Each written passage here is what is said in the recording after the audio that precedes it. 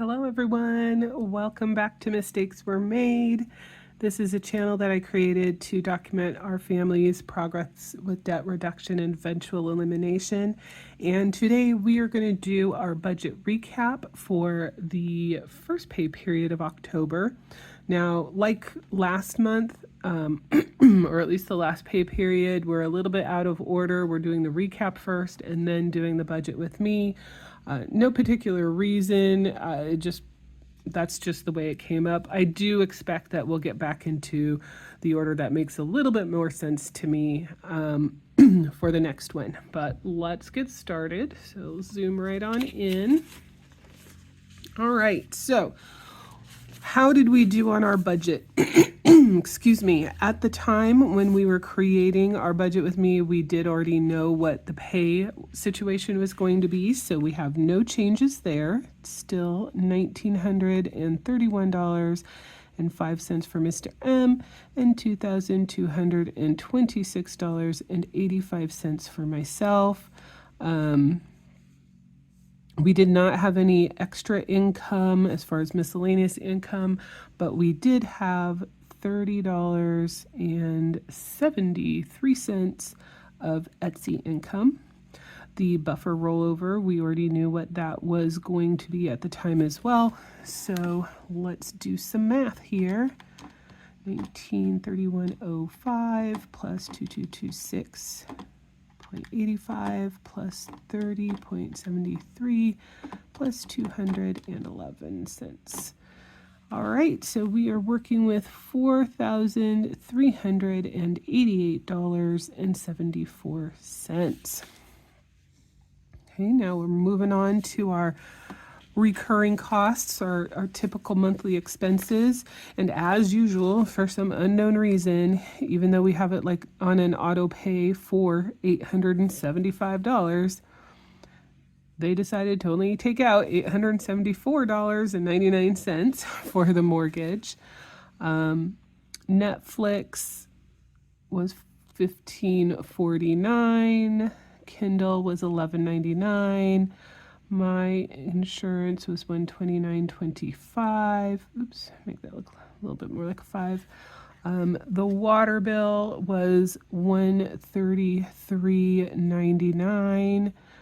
And his insurance was $255.75. So again, except for that penny difference here, not really any big changes. So we'll go ahead and still do the math here. $874.99 plus $15.49 plus $11.99 is $129.25. $133.99 plus $255.75 means we're working with $1,421.46. We are going to take that amount and subtract our total income, $4,388.74, which means we are left with $2,967.28. Okay, we've got our savings situation. We do not fund the emergency fund during the first pay period. We're not going to figure out the extra job loss savings, if any, until we're done with all of this. So we will just show our buffer minimum for now of 200. So we'll go ahead, add 200 to that. Puts us at $2,767.28. And again, this is probably going to be a kind of boring video. We do not have much in the way of changes for our cash envelopes. We did have a vet bill cost that was enough to wipe out what we had built up, but we did not need to delve into other funds to try and cover those costs. What we had was enough. Plus, that's also a second pay period item. So, I mean, the costs come when they come, but everything here is the same as we had budgeted, is the bottom line. So we have $100 for car maintenance, $12 for Christmas, 50 for dining out, 50 for entertainment, 25 for garden yard, 100 for gas, $5 for giving, $200 for groceries, $10 for health, $25 for household, and $11 for licenses, and last but not least, $20 for taxes. Since we didn't have any changes, we'll just copy this over for 608 total and add that to our running income amount. That drops it down to $2,159.28. All right. So, because Discover is our final shared credit card that we are focusing on right now, woohoo!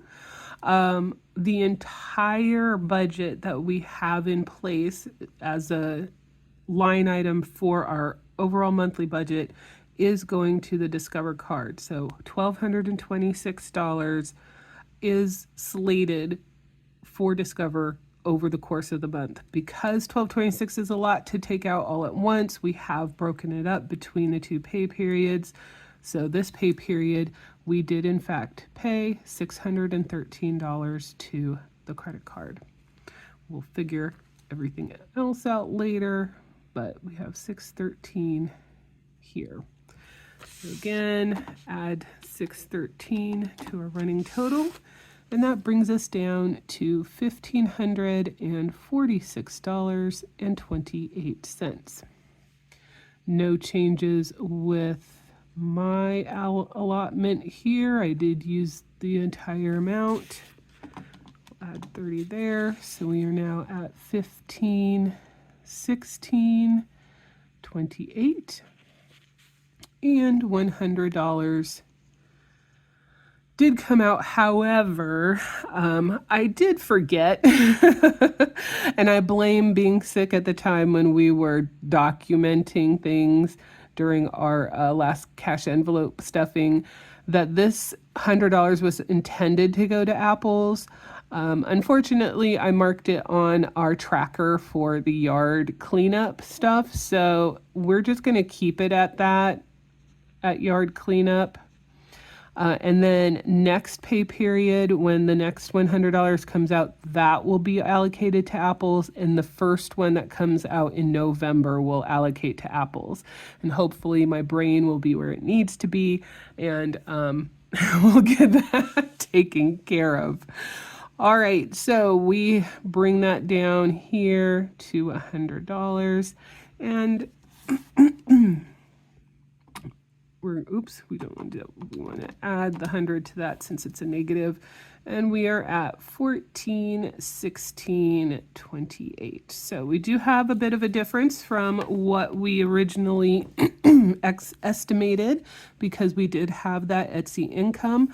So let's see what that ends up turning into. And again, this is the first month that we are making a little bit of a change to how we allocate any leftovers. We are now doing 90% to go towards debt and 10% to go towards savings.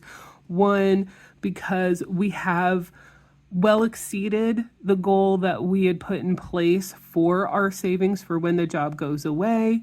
And so we feel much more comfortable being able to allocate more towards debt. Two, we are really trying to push being able to get the Discover card paid off.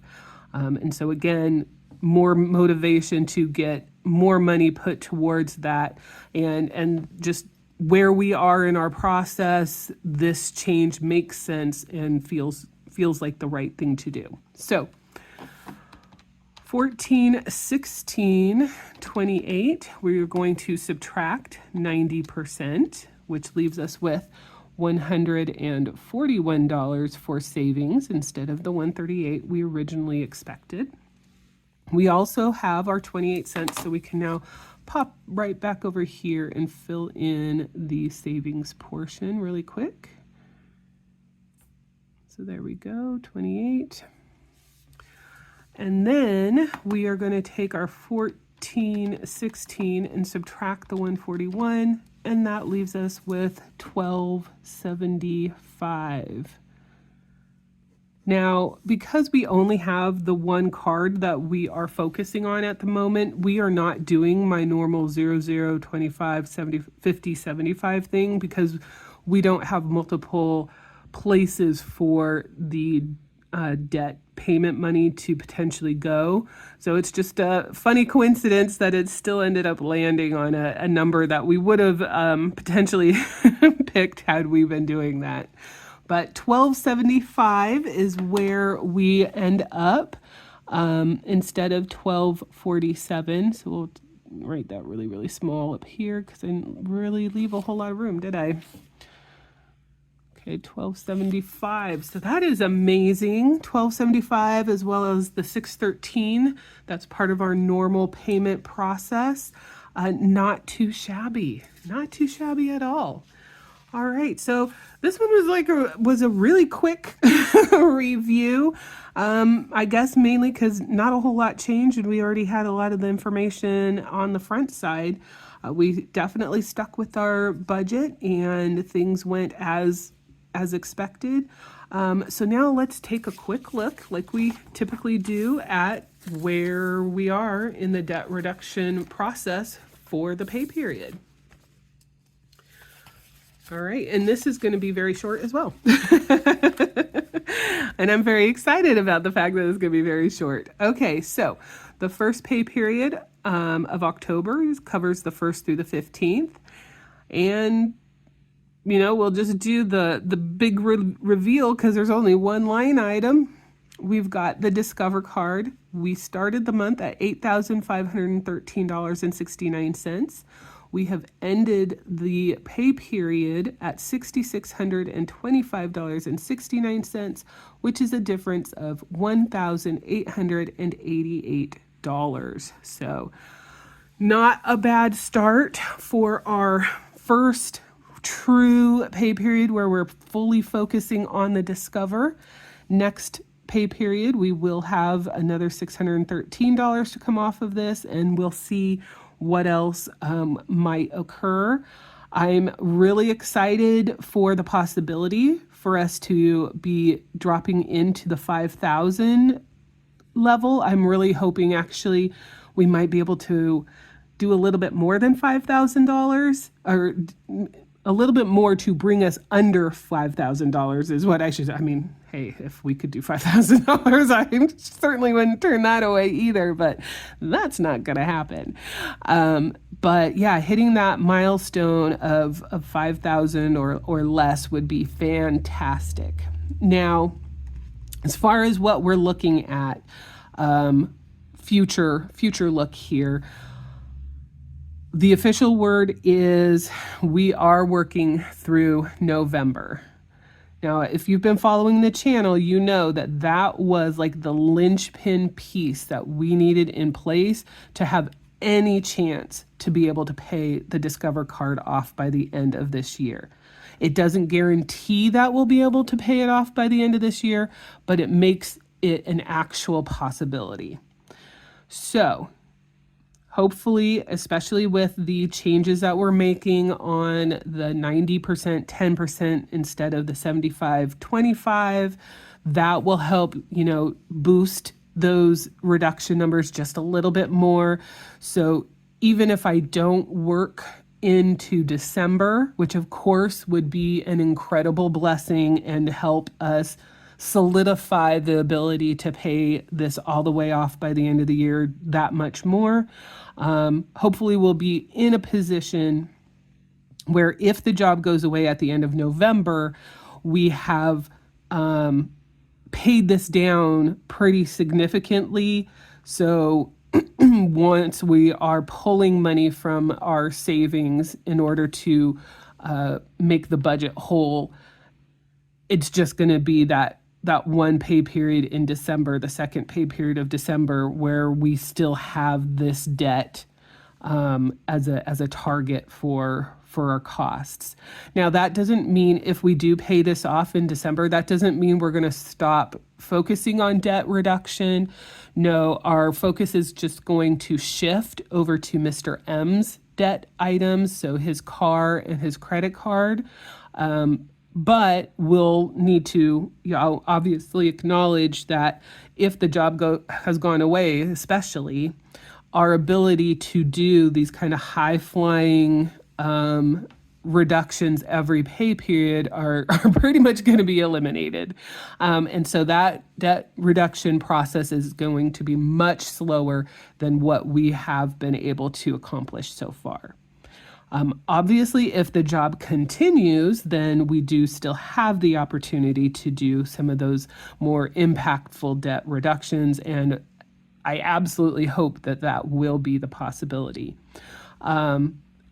There is word, we haven't had anything come out officially yet, that they are going to be letting us know some information about healthcare, and if that information is discussing enrollment, then of course that means they are thinking there could be a possibility that some of the people that are still employed will be working in the next year, because obviously we will need to have health care. Now, that doesn't mean that me or my team would necessarily be those people, but it would be a sign that, they're looking and seeing this situation going beyond 2024 for at least some people. So we'll have to keep an eye out and our ears out and see what information comes down the pipeline. I think that's going to be coming in a couple of weeks-ish. And we'll know one way or another kind of what the people, far higher than me, see the future looking like. But again, not going to take anything for granted. Nothing is official until it's official, and nothing that is a potential out there is necessarily going to be applicable to me. So I'll just hope, because absolutely I want to stick with this job for as long as possible so that I can take advantage of the resources that it is providing for us to meet our debt goals and exceed our debt goals. So that's where we're at. The next video to come out will most likely be our budget with me for the second pay period of October, the 16th through the 31st. And I hope that we will see you there. If you haven't already and you're interested, definitely check out our year in review. I just put that video out not too long ago, a few days ago. So you can kind of see how our progress has gone from the very beginning back in 2023 all the way up until this month of October of 2024. We did try to get, into some good detail, and hopefully people have stuff that they can take from it that are helpful, even if the situation that we're in is not exactly the same as the situation that other people might be in. So that's where we are. All right. Well, as usual, thank you for watching. If you have any feedback, any questions, just want to say hi, please note those down below. Very much appreciate when folks do take the time to both watch our videos and if they have something that they want to share that they feel comfortable sharing. And we will, as I said, see you in the next one.